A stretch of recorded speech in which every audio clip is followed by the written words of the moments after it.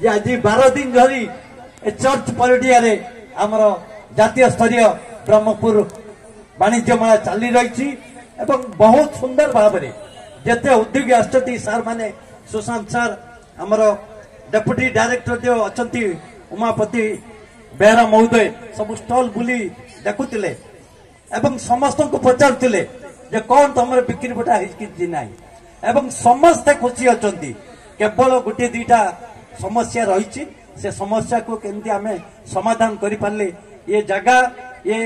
अंचल ये ब्रह्मपुर रे निश्चित भाव में हस्तशिल्पर चाहिदा रही उद्योगी एमएसएमई उद्योगी मानकर चाहिदा रही एवं आम आशा रखीचु आगामी दिन में एटी महानगर महोत्सव गोपाल भाई अच्छा नारायण भाई अच्छा आमर अशोक भाई अच्छा मैंने आहरी बड़ आकार एटी आयोजन करेंगे सुशांत सार अच्छा तेणु सी ब्रह्मपुर महोत्सव आयोजन करती इंजीनियरिंग स्कूल रे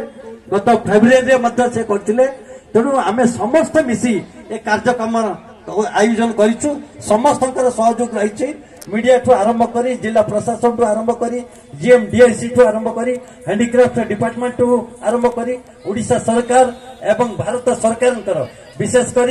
MSME department ministry of MSME department